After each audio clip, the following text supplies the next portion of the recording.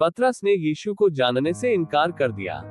जानते हो क्यों? चलिए हम जानने का प्रयास करते हैं। बाइबल क्या कहती है? सबको जय मसीह की। दोस्तों, कैसे हो? मैं आशा करता हूँ आप लोग अच्छे होंगे। दोस्तों, अभी तक इस चैनल को सब्सक्राइब नहीं किया है तो आज ही सब्सक्राइब कर लेना और एक लाइक भी कर देना। चलिए हम आज के विषय की ओर आगे बढ़ते हैं।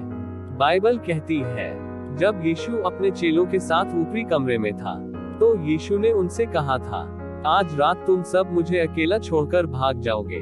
पतरस ने कहा, नहीं, मैं ऐसा नहीं करूंगा। चाहे सब लोग तुझे छोड़कर चले जाएं, मगर मैं तुझे छोड़कर कभी नहीं जाऊंगा। मगर यीशु ने पतरस से कहा, मुर्गे के बांग देने से पहले तू 3 बार कहेगा कि तू मुझे नहीं जानता है। जब सैनिक यीशु को कैफा के घर ले गए तो ज्यादातर चेले भाग गए थे, मगर 2 चेले कुछ दूरी पर रहकर उनके पीछे पीछे गए। उनमें से एक पतरस था। वह कैफा के घर के आंगन में गया और आग तापने लगा। आग की रोशनी में एक दासी ने पतरस का चेहरा देखा और कहा, मैं तुझे जानती हूँ, तू यीशु के साथ था। पतरस ने कहा, नहीं, मैं नहीं था, मैं नहीं जानता तू क्या कह रही है।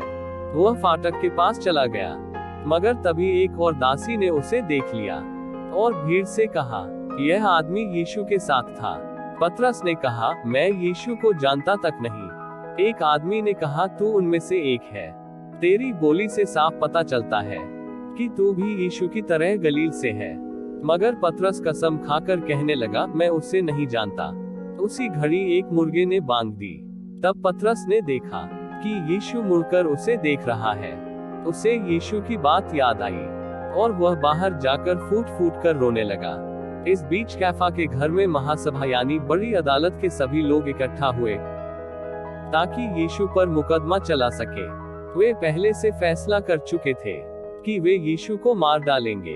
अब वे सिर्फ उसे मार डालने की एक वजह ढूंढ रहे थे, मगर उन्हें कोई वजह नहीं मिली। आखिर में कैफा ने यीशु से सीधे पूछा, क्या तू परमेश्वर का बेटा है?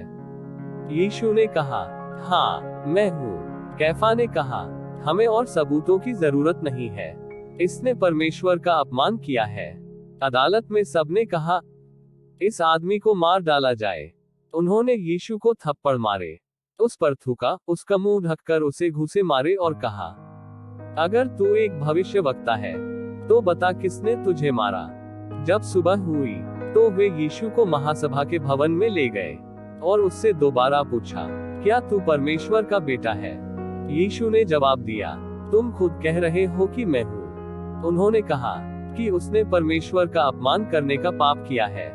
वे उसे रोमी राज्यपाल पिलातुस के महल में ले गए। इसके बाद क्या हुआ, आइए देखें। यीशु मसीह ने यूहन्ना 16 उसका 32 आयत में कहा, वह घड़ी आ चुकी है जब तुम सब तितर बितर हो जाओगे और अपने अपने घर चले जाओगे और मुझे अकेला छोड़ दोगे।